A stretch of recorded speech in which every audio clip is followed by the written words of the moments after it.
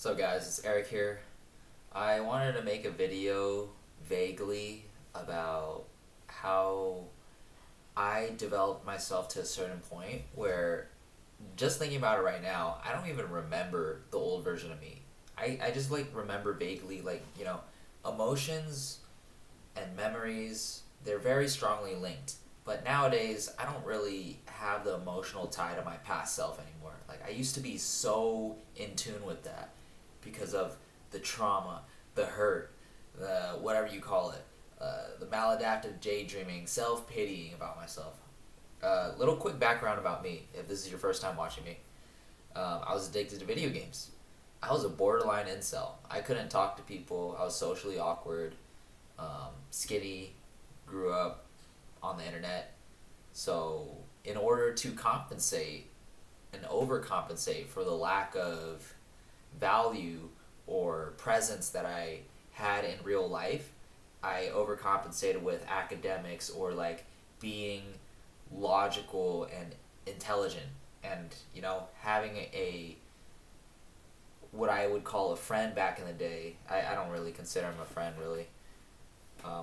He was more of like this egotistical, maniacal, psychopathic dude who just glorified and just bathed in this ego-driven intellectualism, elitism. Anyways, that was a mouthful, but I kind of carried that on. Hold on, let me do a little quick. Anyways, I don't want to be like a typical red pill, masculine. You gotta grind 24/7. There's components of discipline in when it comes to changing your life. I'm unrecognizable from 5 years ago, even a decade ago. Obviously, right? Excuse me. I'm drinking some Coca-Cola. No sponsor. It's like when the pain is there. Let me backtrack. There's this analogy, or maybe it's not an analogy at all, but there's this little story of a dog. A dog is sitting down, it's whimpering, it's crying, and then someone goes up to it and asks the owner what's wrong with it? What's wrong with the excuse me, what's wrong with the dog?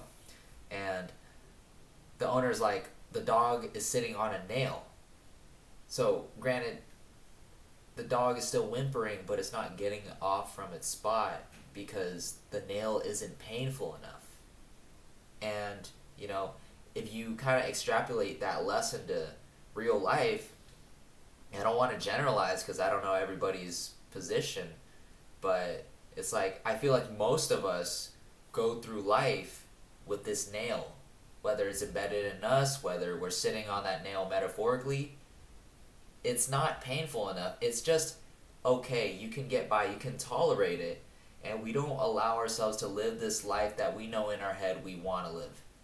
And I've been drifting. I was okay with, I wasn't okay, but I tolerated. I ran away through video games. I ran away through envisioning different worlds and fantasies in my mind. And I would replay that over and over again. I would stay in my room, play video games. I would jerk off.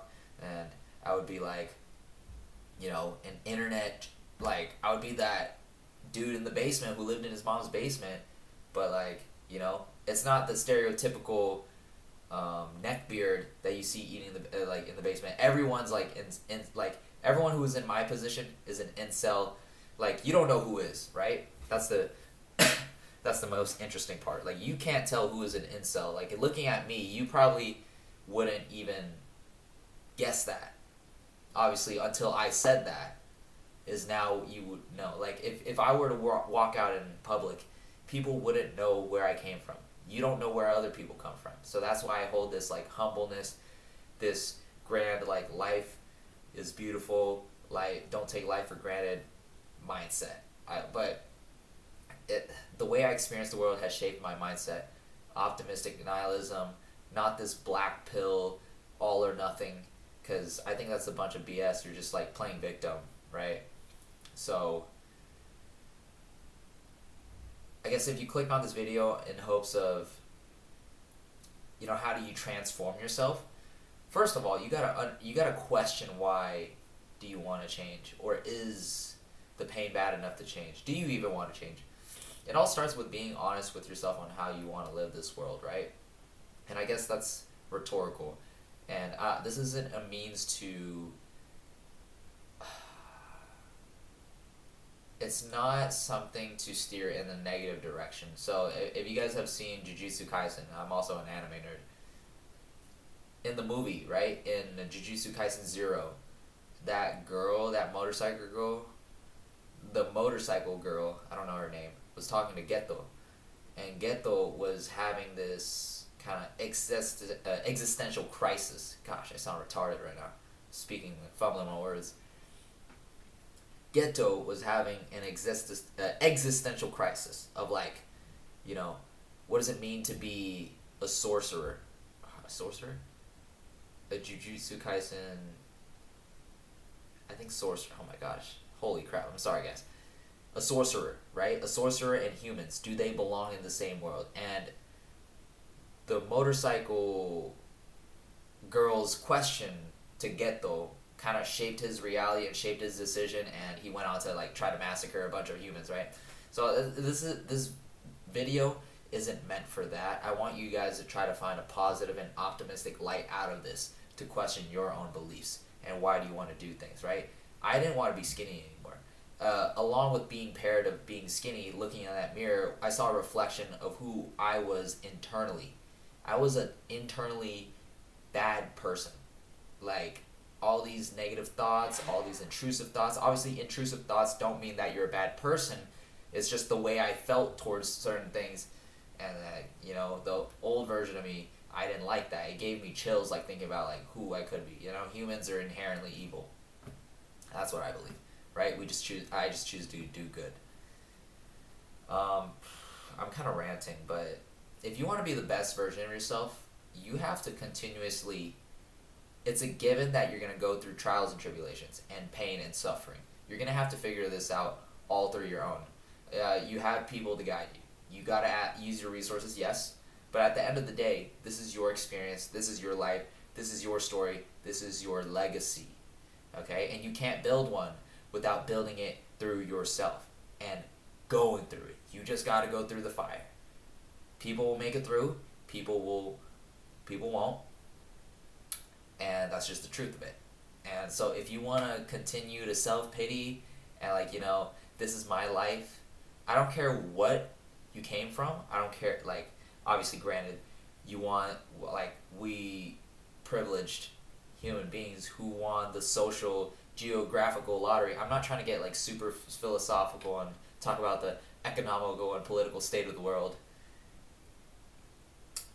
Let's say you're in a position where you're privileged. You have an opportunity, right? You have an opportunity to live and make something of yourself. Then there's no excuse to do anything. You have your own story. You got to play with the cards you're dealt. I don't feel bad for you because I came from a place that I know, that you would deem not comebackable.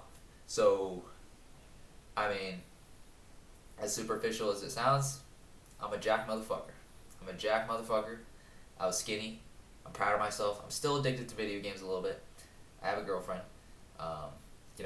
That's not to say as a flex or anything. I'm just saying I am socially, emotionally, physically, mentally, spiritually capable of all these things, of doing all these things when I thought I couldn't do that. I didn't even fathom all these things that I would be able to do. Looking back, just thinking about it now. So I hope that I can help you guys come to that realization yourself, okay? That you can do it too. And I promise you that if you just keep trying, you will keep doing it. Because in the dark ages, where you feel like no progress is being made, no tangible progress is being made, you have to come up with it in your own. You have to come up with ways. You have to find the small wins. That's going to keep lighting the fire. You got to keep the fire alive in that campfire, okay? That's all it is. Never give up, as corny as it sounds. Do not black pill yourself. It is not over. You're saying it's over because you're playing victim at the end of the day. You got this, okay? Let's get it.